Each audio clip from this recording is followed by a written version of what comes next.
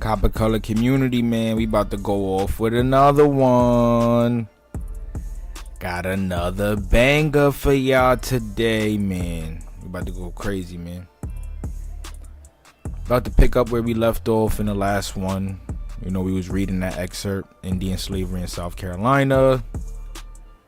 We learned a lot so far. You know, we know that they were shipping Indians from the Americas to Barbados, and then from Barbados to the Americas. We know they were shipping Aboriginals to North Africa, to Tangier. Correct me if I'm wrong. I don't know. Drop a comment, let me know. I might be wrong. And then we also know that there was an abundance of Huguenot refugees fleeing from Europe, coming over here and basically becoming these black slave owners in South Carolina. And it was also intermarrying and mixing in with a lot of the indigenous people in South Carolina, in this local area. I mean, we learned a lot from this excerpt, bro. And this is why I want to continue reading this excerpt, bringing it to the channel, you know, bringing it to the live stream, bringing it to the Copper Color community, because we need to learn and understand the truth, man. Stop lying to us. We do not need to be lied to anymore. Why? Because you got people like me, Dan Calloway, Cody Mayo, the research guy, Copper Color Soul, a whole bunch of people putting out the message right now. It's so much information out there. Like, stop lying to us. We already know we got this Aboriginal shit in our blood, man, locked into the T. But I ain't gonna continue to ramble for y'all, man. I'm gonna jump straight into this one, right? I just want to start off by introducing a couple excerpts that I found. Just some proof that the Aboriginals of America are what we know today as black people. What did this say right here? And as y'all can see, y'all see these copper colored Aboriginals right here. Darker skinned, swarthy little babies, you know. They will all be known as black today. Even if they are light skinned, like some of these ones on the far left, they will still be recognized and known as black. But as we can see in this little short paragraph right here, these people would be known as Black Creeks. Parents, black Indians, built their own schools, hired and paid teachers, and then asked for additional government aid.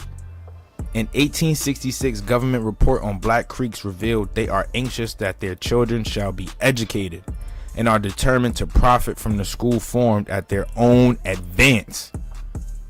They was trying to push their own education. These Black Creeks. They were trying to push their own educational message, man. But just proof, though, that these people are copper colored. Got another one. And this is a part of what I'm bringing to the live stream today. I want to talk a little bit about this guy named Walter Pleckler. This guy named Walter Pleckler, the dude responsible for the code switching. The dude responsible for the change of terms. The dude responsible for the reclassification of the Aboriginal American.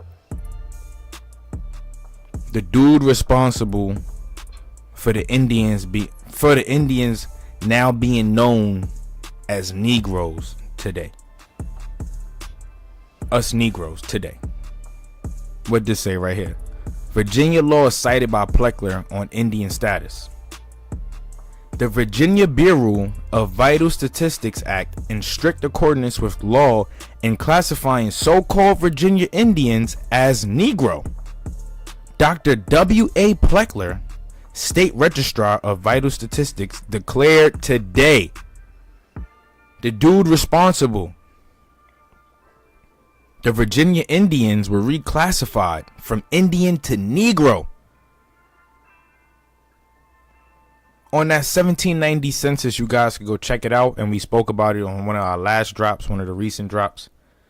In 1790, Indians were being classified as IN, or Indian, or free people of color. They was under that bracket, or slaves. depending how dark or how much you fought or how dark your skin was. On the 1790 census, that's what it says. And then fast forward up until the 1800s, early 1900s, we have the reclassification jumping from Indian to colored, to free person of color, to colored, to black,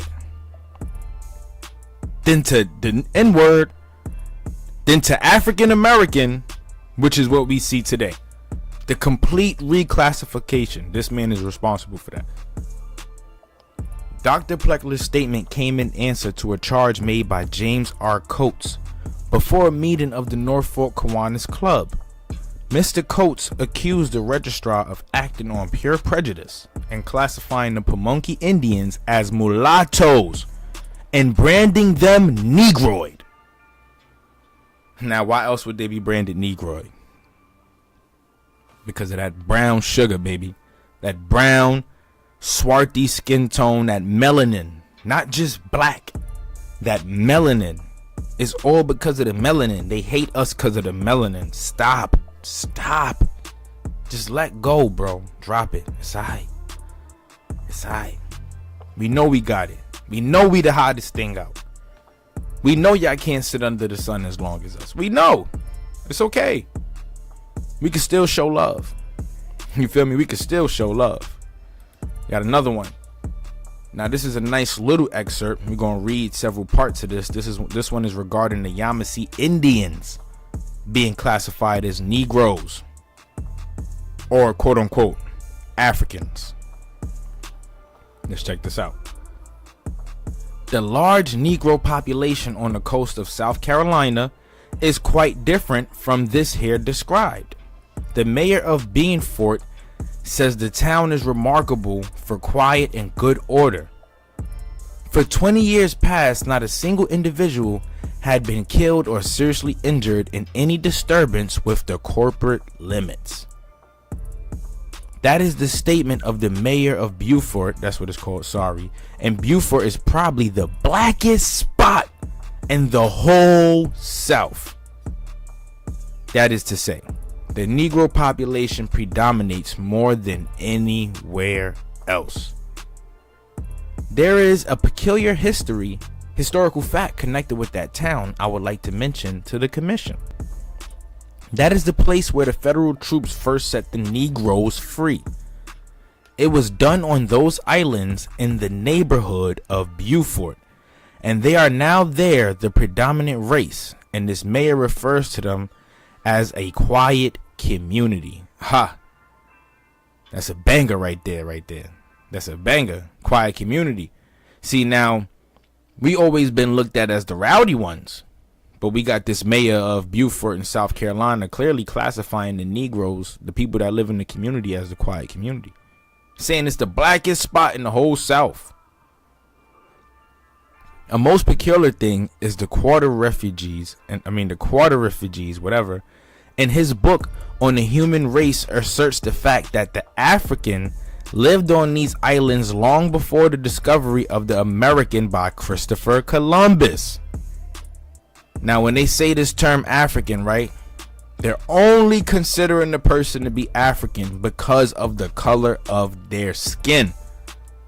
You got to understand, copper colored people existed all over this world, all over the globe, melanated from the east to the west, north to the south. So you got to understand that African stuff right there, that's all like a conjecture. You know, it's an opinion, a suggestion. You're assuming these people are African. He is the high authority, and he says that the Yamasee Indians were Negroes. We knew this already, though, because who told us? Chief Sekou. Chief Sekou of the Yamasee Nation, if you check out our last live stream, already put us on. He already told us his people were being enslaved because of the color of their skin. Right? The Yamasee Indians were Negroes. What were known afterwards as the fiercest of the Indian tribes of the South. The well-known Yamasee Indians were quote-unquote Africans. Quote-unquote Africans. But y'all see what they just said, man. They gave us straight up facts right there. Straight up facts. They're assuming that these Yamasee Indians are Africans because of the color of their skin. But Yamasee been a tribe that been hanging around for the longest. They got ties to the Gullah Geechee. They got ties to the Muskogee Creeks. They got ties to the Cherawa, the Catawba. They got ties to the other nations surrounding around them. And it been like this for hundreds of years now. Do your research. Or get up with our recent videos, man. I got another one for y'all. What this one is right here. So, we have the Aboriginal Mexicans. As we can see, these people are also of a swarthy, darker skin complexion. And I've even seen Mexicans of this skin complexion before. You feel what I'm saying? And this guy right here, this is Moctezuma, one of the ancient rulers of the Aztec peoples. We spoke about him a little bit too. But what did it say? Moctezuma was a man of middle in size, thin, and like all Indians, of a very dark complexion. Very dark complexion. He wore his long hair and had no more than 6 bristles on his chin, black and about an inch long. He was amiable through severe disposition, affable, well-spoken, and gracious, which made him respected and feared. Moctezuma means a furious and solemn man. Now, this is without taking into consideration that he could have did some bad things to his own people back in the day. There is a possibility. I think I seen something like that lingering around on the internet or whatever the case may be. But it doesn't defeat the purpose that this man is still of a copper colored skin tone. He's of a darker skin complexion. So the proof is in the pudding and is right here in front of us. I just gave you guys 4 quick facts that already spoke and stated about how the Aboriginals of America were Negroes, basically black people. And now we know that there's a guy named Walter Pleckler responsible for the reclassification of the American Aboriginal from Indian to Negro. Had we still been Indians, we would probably still be connected to our ancestral roots and spiritual beliefs. That's just my personal opinion. We're going to go into this Walter Pleckler situation a little bit. Like I said, you guys, we're definitely going to dive right back into this Indian slavery in South Carolina book, because they got more to give us and I got more to give y'all. This next one about to go off, so stay in tune. But look, like I said, we're going to talk about this guy, Walter Pleckler. That's his name, Walter Pleckler. And basically, right, let me zoom in a little bit so we can read this. He was a man in the 1800s up until the mid 1900s. They said he's a very recognizable name in the history of southeastern Native Americans. The Mississippi, the Muskogee, all of the tribes of the people who come from the South. The ones who don't know who they are today. Us. That being us, right? His name is not remembered for any good deeds, though, but rather for his white supremacist views that essentially outlawed the identity of Native Americans during his lifetime. What that said, he's not remembered for any good deeds, but he is only remembered for his white supremacist, eugenicist, genocidal ways of thinking. Definitely eugenicist. He's a eugenicist, whatever. The belief that his group of people, his Caucasoid group of people, are better than the copper-colored individuals. But yeah, what does it say? As the director of Bureau of Vital Statistics in Virginia from 1912 to 1946, Pleckler had the ability to change records and authorize how vital records should be recorded throughout the state. He had the ability to change records and authorize how vital records should be recorded throughout the state. I always think about how Kanye said in that song, no one man should have all that power. No one man should ever have this much amount of power. The ability to change records and authorize how vital, see this word right here, vital records should be recorded throughout the state. This means that depending on however he felt, if he felt the type of way, he was going to do whatever he was going to do based off how he felt. Soy boy activities, bro. Straight up soy boy activities. But anywho, it says, in the racial binary that Pleckler was molding, there was no place for Native Americans. There was either white or colored. Now, is one reason why they are sanctioned the colored, and that's because colored people had high levels of status in the 17 and 1800s. So you can't directly disassociate the colored people because they're important too. But these Native Americans, nah, we're going to treat them the same way we've been treating them all these years. Invaluable. So he said there was either white or colored. So depending how light your skin is or how dark your skin is, you got to lean towards one of these sides. And now you have a bunch of aboriginals reclassifying as white or reclassifying as black, colored. And in the from 1912 to 1946, y'all already know what time it was for colored people. Y'all already know what time it was. I got colored people in my family ancestry. They're classified as colored. The ones from South Carolina. That's the crazy part. No exceptions. Pleckler was responsible for creating the Racial Integrity Act of 1924, which legally classified all Virginians as either white or colored and outlawed all forms of miscegenation. Let's check this out real quick. I ain't trying to be on no edge shit. You feel me? Trying to give y'all content that I can't understand myself. Sexual relationships or reproduction between people of different ethnic groups. They outlawed all forms of intercultural marriage, interracial relationships. They outlawed that stuff. Basically, that's what the Racial Integrity Act of 1924 was. We're going to cover that in a later video. But as you can see, these laws and treaties been a thing that been holding Aboriginal people back ever since the 1700s. So it's like 300 years of a freaking curse. 400 years of a curse. 400 years of physical that turned into a mental slavery.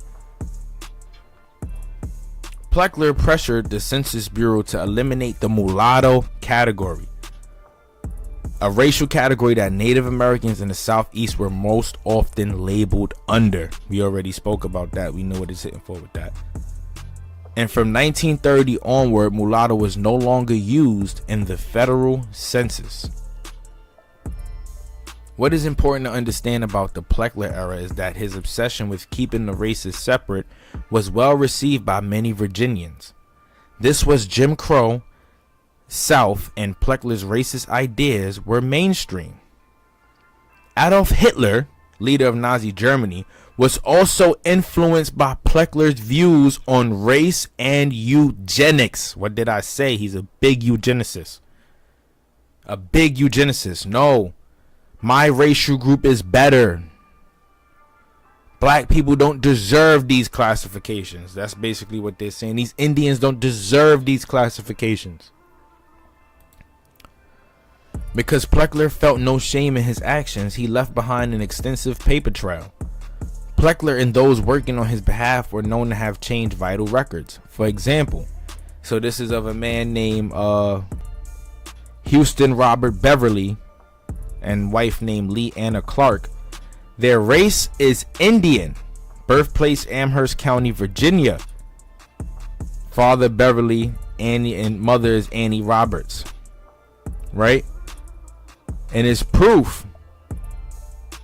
This is basically saying that this is proof. A marriage record of two Moncon Indians. Houston Robert Beverly and Lee Ann Clark. You can see how their races were originally recorded as Indian. And then someone went back with a pen and wrote mixed. Someone went back with a pen and wrote mixed. Under Indian. But they were already classified as Indian. That's crazy, bro. That's crazy. If it was this easy to like rewrite marriage documents and stuff like that, then you can only imagine how this played out for so many other people, their families and bloodlines. You don't know where you come from because they took this term out of your race. You were only black or white. How vague is black or white though? You tell me I'm black, what the hell is that? You cannot tell a black Jamaican that he is just black. No, man, I'm Jamaican. No, even for Dominicans and Trinidadians and even people from Cambodia, if they dark, you tell them they black. No, I am Cambodian. Yes, my skin is dark, but I know where I come from. We don't. And it's because of stuff like this. The reclassification. With the stroke of a pen, Plecker attempted to erase the identity of Virginia's Native Americans, and the impact of Plecker's work is still felt today. The Pamunkey tribe, after decades of waiting, just received federal recognition from the BIA, also known as the Bureau of Indian Affairs, and have become the first Virginia tribe to receive such a recognition. However, there are close to a dozen of state-recognized tribes in Virginia that are still seeking federal recognition, and they are facing quite an uphill battle because of Plecker's legacy. Now, this must mean that most of these Indians have brown skin complexions, dark skin complexions. They must have that copper tone. That's the only way you'll be swayed away from white into the colored realm. We are all colored. All of us.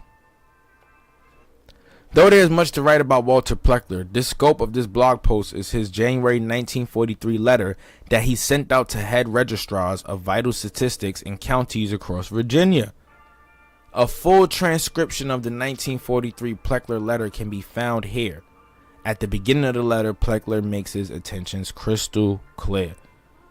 On December 1942, letter to local registrars also mailed to the clerk set forth the determined effort to escape from the Negro race of groups of free issues or descendants of the free mulattoes of early days, so listed prior to 1865 in the United States Census and various types of state records, as distinguished from slave Negroes. Now that these people are playing up the advantages gained by being permitted to give Indian as the race of the child's parents on birth certificates, we see the greatest mistake made in not stopping earlier the organized propagation of this racial falsehood. So basically what he's basically saying in this letter, they set forth the effort to get away from the Negro race or descendants of the free mulattoes. They wanted to steer away from that. All right, we gotta tighten this up. We gotta take these people away from the things that make them free, and we gotta reclassify them and keep them under this one banner because it's getting out of hand. They mentioned 1865, what happened around this time. The Emancipation Proclamation. Black people were now free from bondage all over. This include Aboriginals, Swarthy Europeans, and Africans, all three together. So after that, it's all right, we got to think of something to slow these motherfuckers down because they getting too comfortable, basically. We got to organize this and bring it together. We see Plecker refer to the people as free issues, which is a reminiscent of the language that Oscar W. Blacknall used to describe Granville County's Native Americans, which I blogged about here as well. Okay, in this blog post, this person talk about that. Also apparent is Plecker's idea that the Indian racial category was providing social advantages. The Indian racial category was providing social advantages that should not be allowed to Negroes. What the hell did I just say? What did I just say?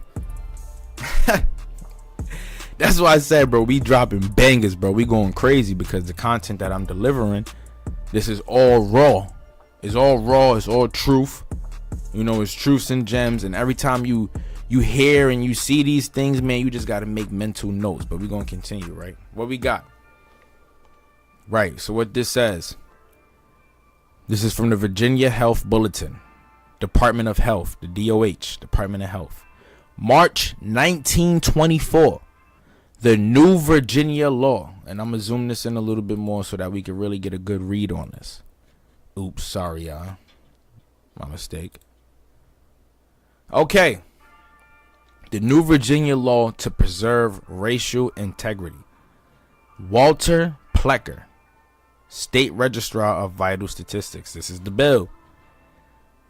Senate Bill 219 to preserve racial integrity passed the House March 8th, 1924 and is now a law of the state. This bill aims at correcting a condition which only the more thoughtful people of Virginia know the existence of. It is estimated that there are in the state from 10,000 to 20,000, possibly more, near white people who are known to possess an intermixture of colored blood. They are near white people. They're saying near white. They are more near white, meaning they are more light-skinned people who possess an intermixture of colored blood. This could be dark-skinned European and brown-skinned Indian. They just can't find a way to correctly address us for the melanin we have. These niggas be hating, bro. I swear to God. So they be hating OD. In some cases, to a slight extent, it is true, but still enough to prevent them from being white, because they weren't white. Impossible. In the past, it has been possible for these people to declare themselves as white, or even to have the court so declare them. And this was to get away from slavery and indentured servitude and being stripped away from the families. A lot of Aboriginals did this, not even gonna lie.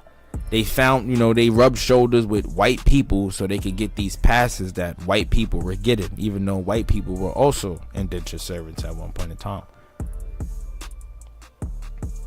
In many counties, they exist as distinct colonies, holding themselves aloof from Negroes, but not being admitted by the white people as of their race. These are colored people who are trying to stay away from the term Negroes and black and all of that, because they know what it comes with. They know what it's coming with. In any large gathering or school of colored people, especially in the cities, many will be observed who are scarcely distinguishable as colored. These persons, however, are not white in reality, nor by the new definition of this law. They're not white in reality. They're really not white. They're not. That's what they're saying right there. That a white person is one with no trace of the blood of another race. Pale people, white, blank. That's what white is talking about, is blank. It has no color, no intermixture, no color. You got to understand, it takes multiple colors to make black. You can't make white with multiple colors. It takes nothing to make white. White is just white, but black takes multiple colors. So what is black? We just a mix of multiple colored people. Brown, light skin, dark skin, tawny, swarthy, ruddy, doesn't matter. Red man, brown man, dark man. Come on now, blue man.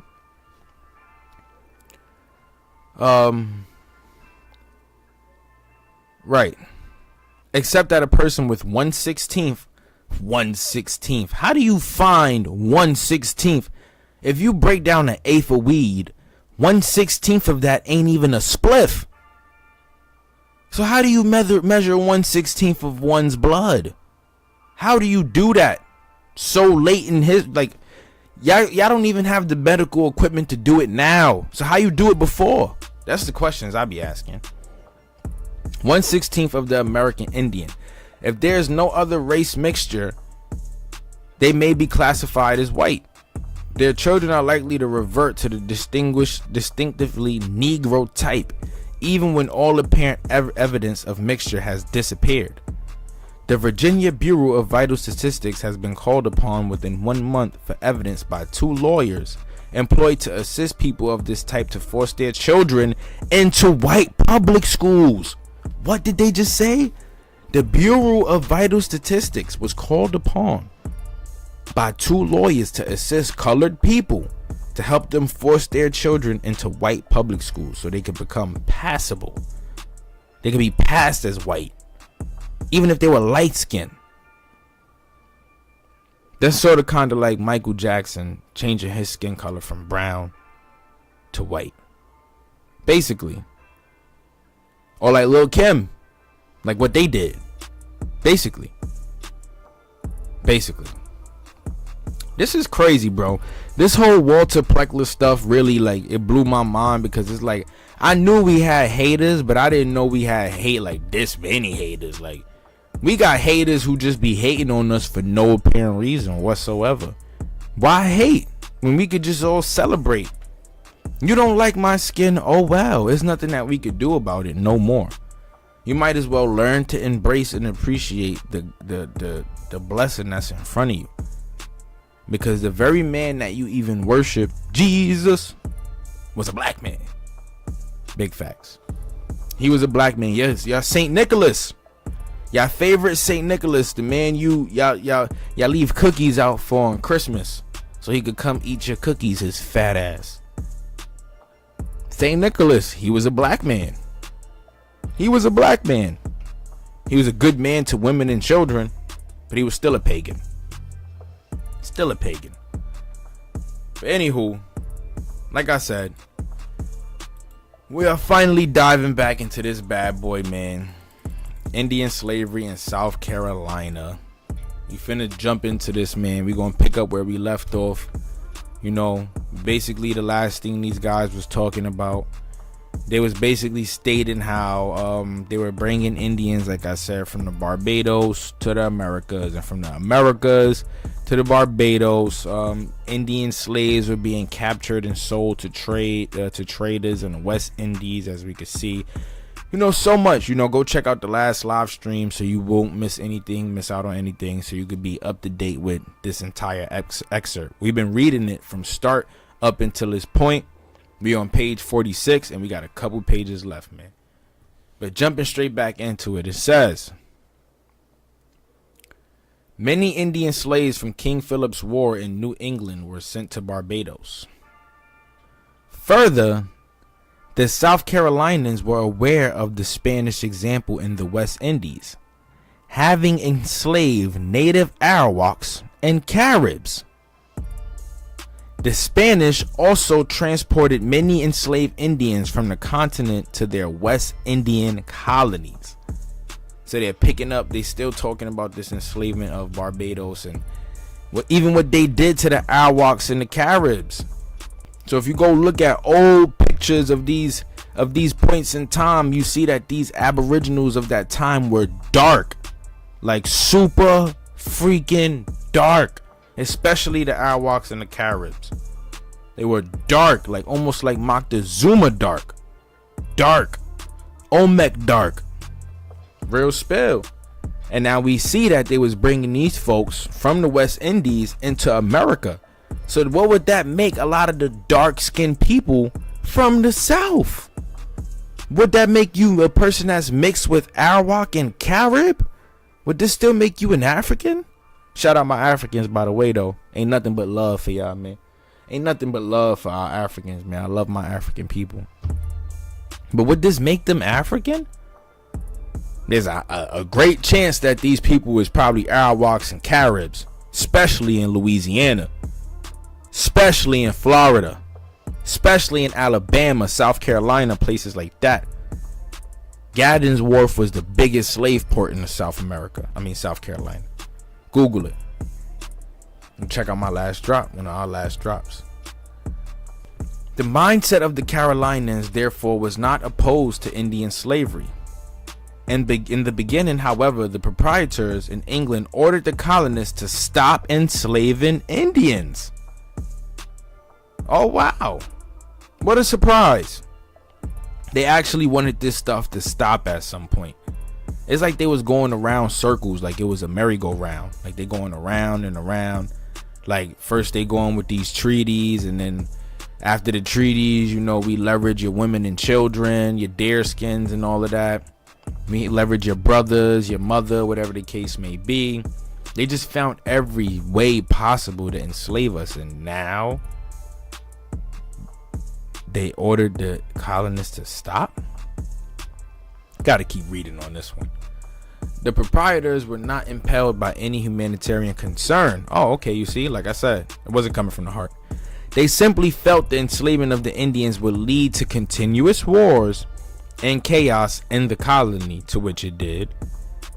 Their economic interests would not be served by such a situation. Instead, the proprietors desired the colonists to take great care that ye Indians be not abused, that the Indians shall not be abused, and that all means may be used to civilize them, aka turn them into passable Englishmen. So look, they didn't want to use and abuse and kill off all the aboriginals. This is proof.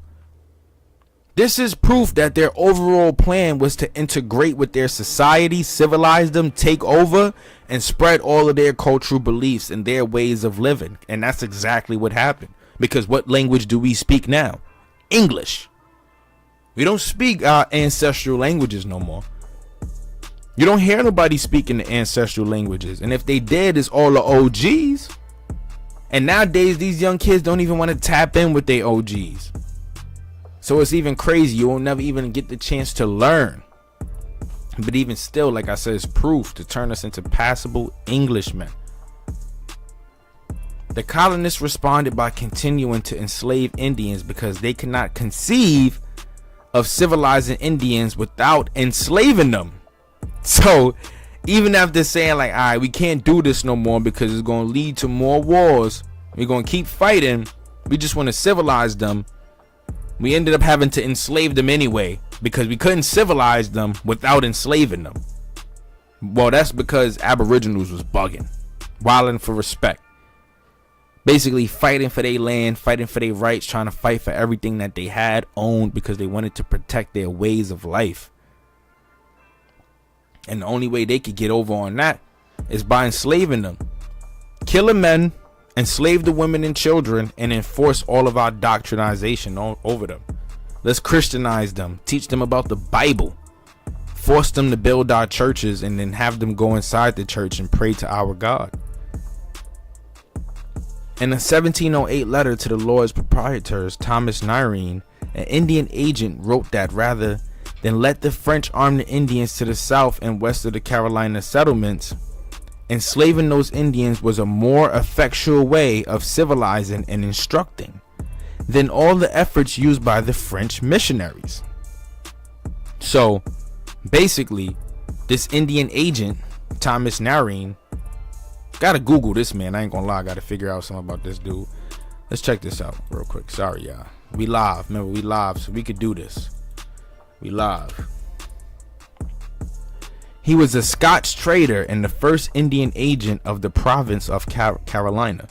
He is best known for recording Native American customs and practices in 1690 and 1700s, and for agricultural visions and policies that guided colonial policy towards indigenous peoples of the region. Okay, definitely got to read up about this man. So he was important around this time.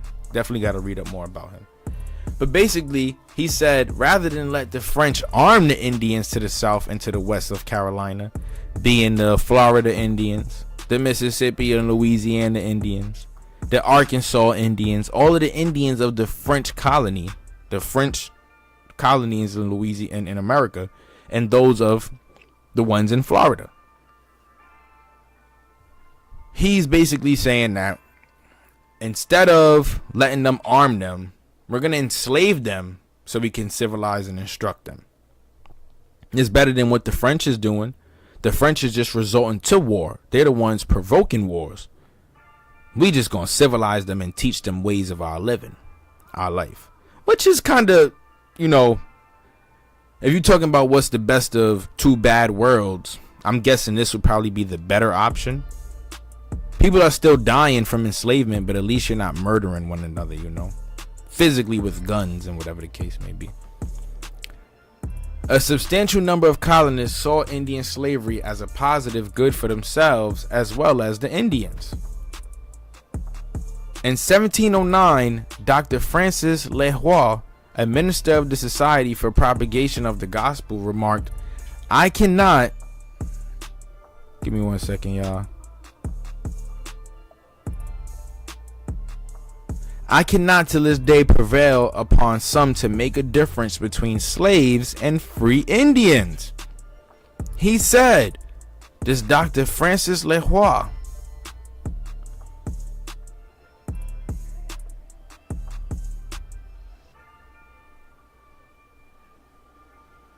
He said, Dr. Francis Leroy, a minister of the Society for Propagation of the Gospel, remarked, I cannot to this day prevail upon some to make a difference between slaves and free Indians and beasts. Yet there are worthy persons of another mind in this parish. Else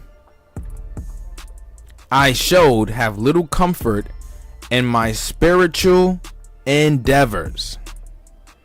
It would not be an exaggeration to say that the Indian traders resembled the type of person mentioned first in Leroy's statement. And we're going to continue. As long as the Indian slaves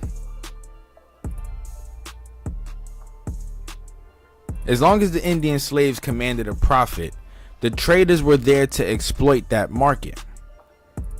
The case of the Seaweed tribe demonstrated that attitude. Just look at this last sentence that they just had, man. That last sentence it just tells it all, bro. It just tells it all. There's no way that we can duck the reality of what we're what we're living with and everything right now.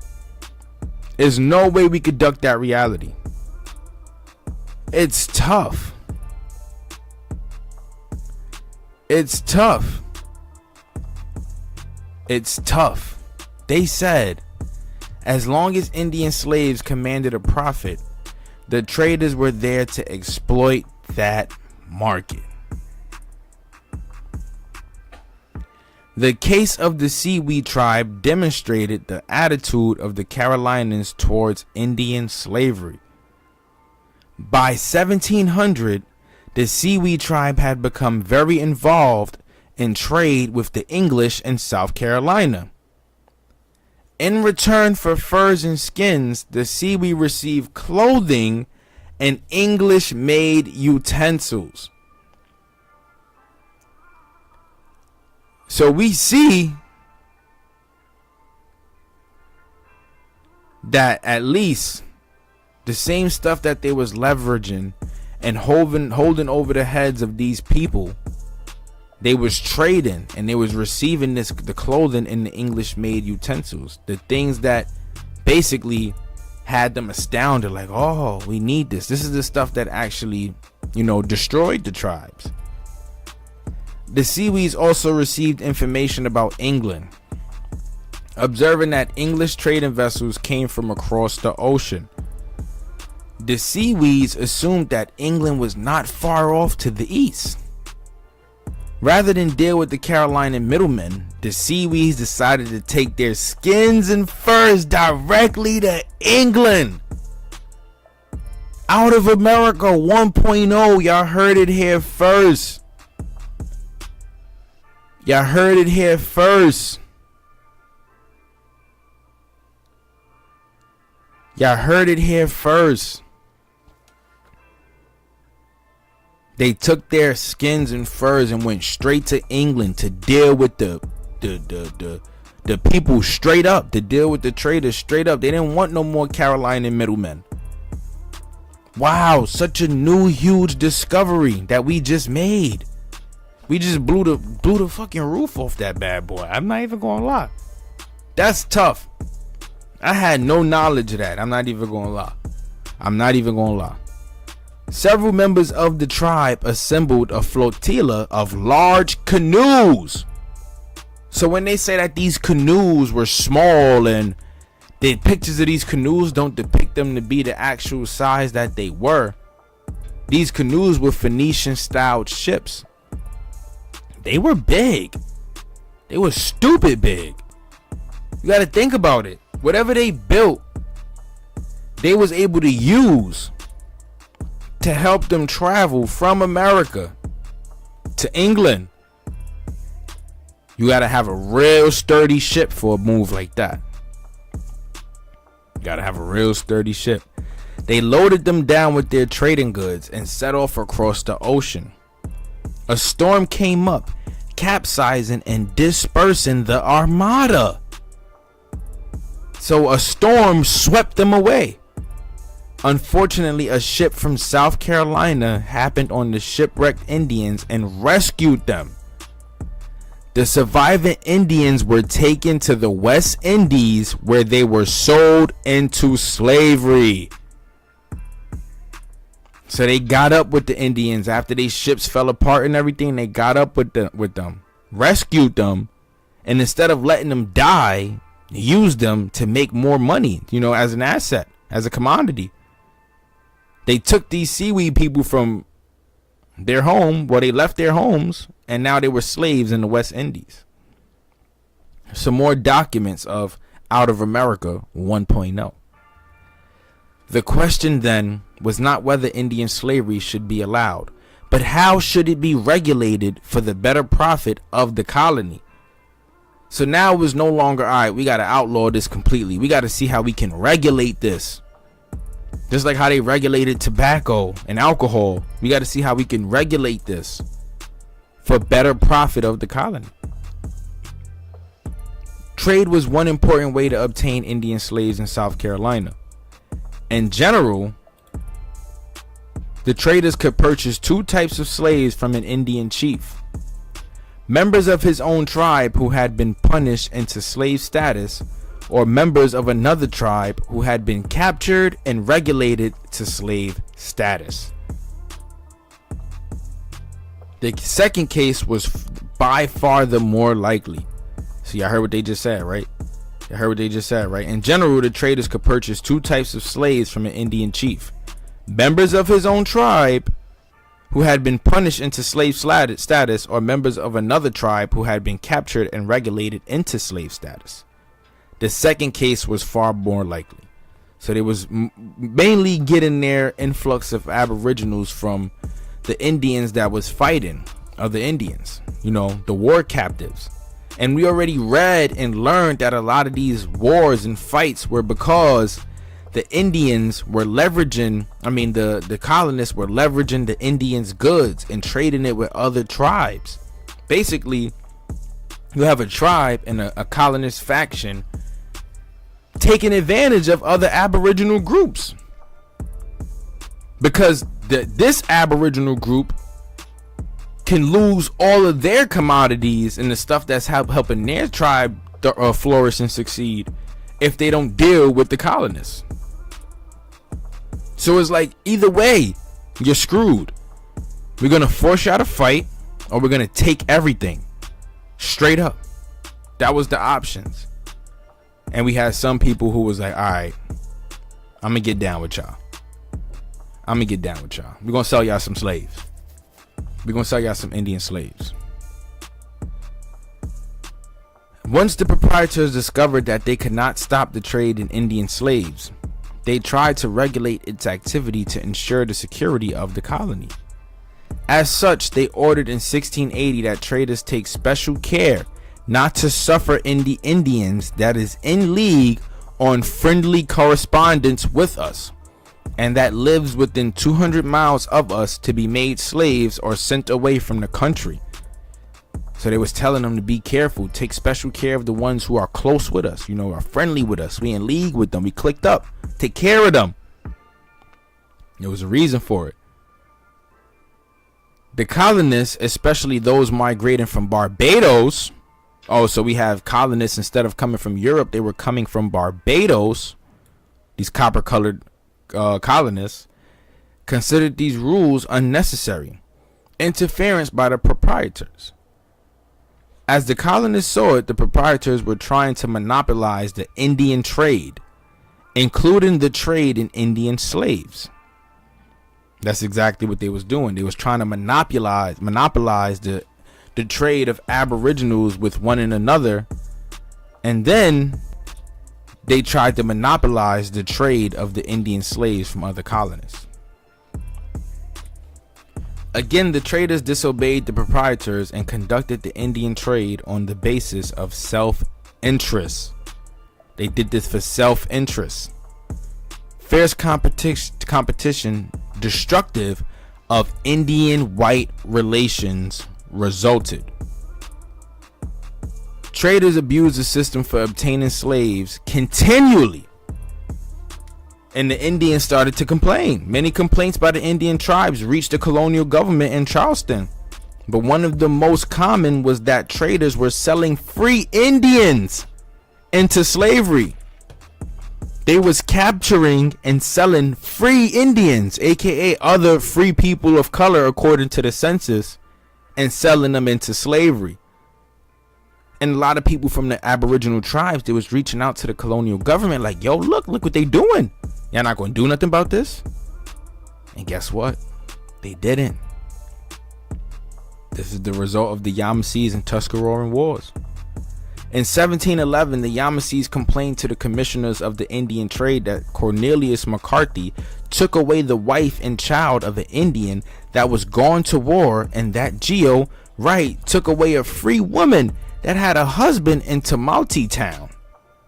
So they was taking free people, and the Yamasees complained to the commissioners of the Indian trade, aka would known be as the BIA today. A similar incident occurred in 1712.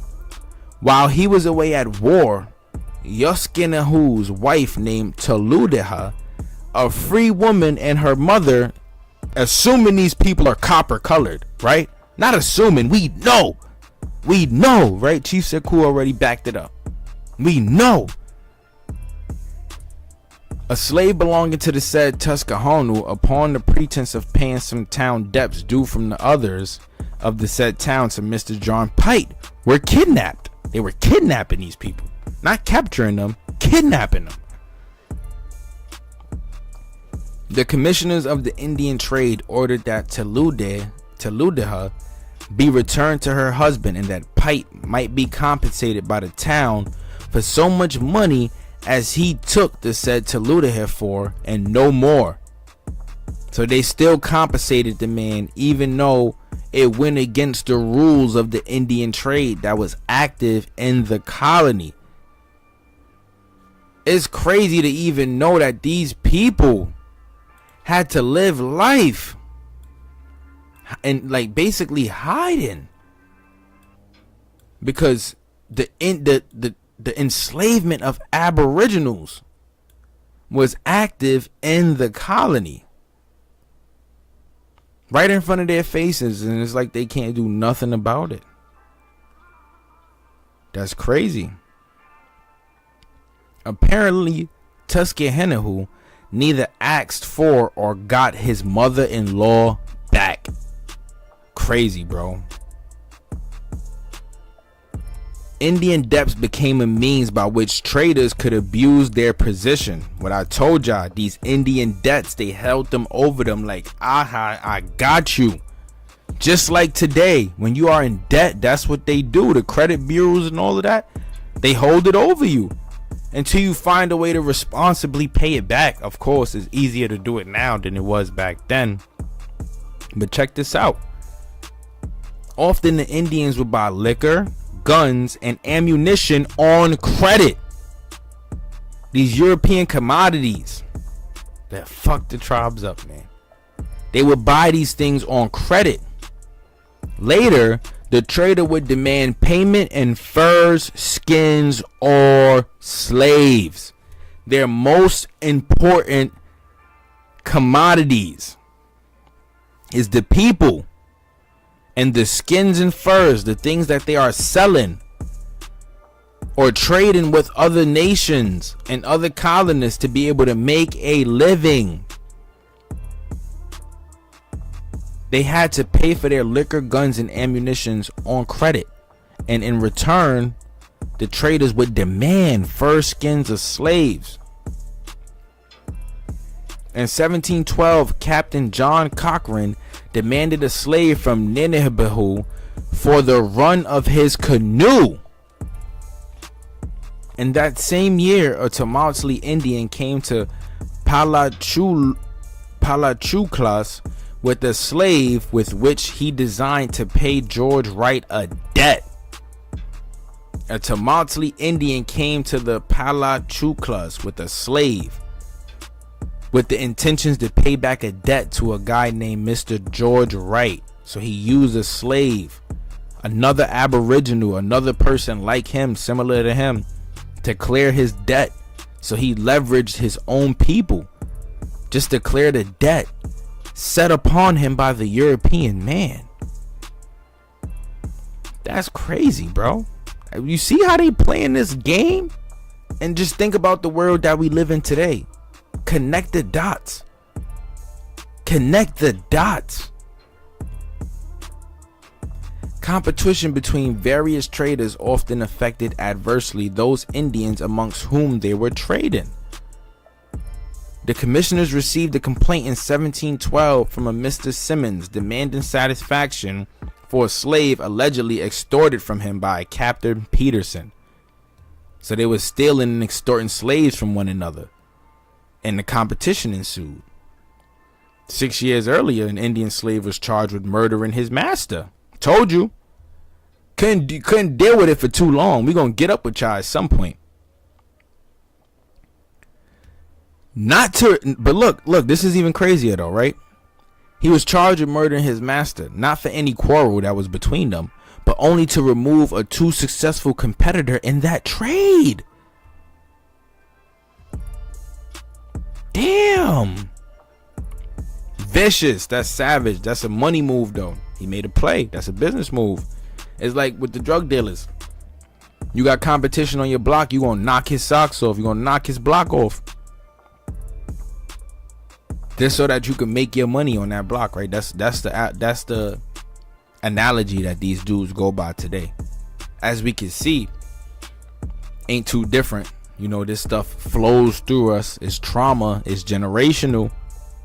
It's generational. Don't blame them when it happens. They just have to understand that it's in a part of us, you know, and we got to stray away from it because it's not truly who we are. The accusation was that James Moore, governor of the colony at the time and a big investor in the Indian trade, hired this Indian slave to commit the murder.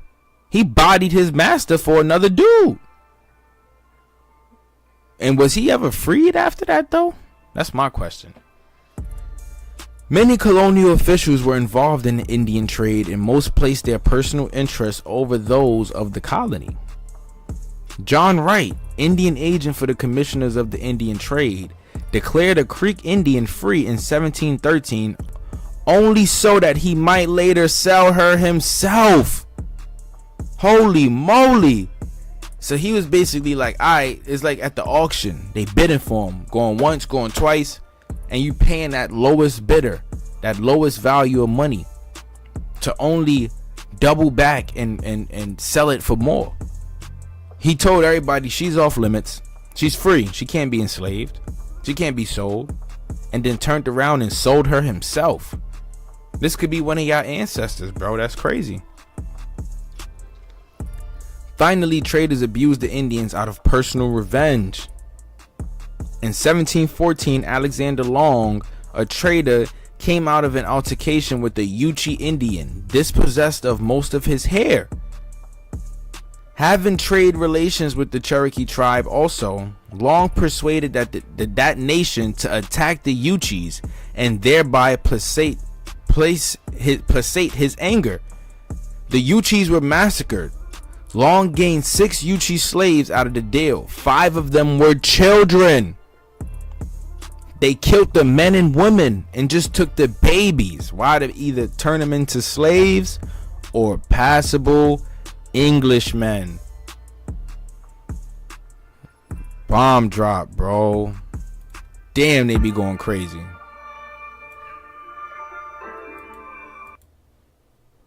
Damn, they be going crazy.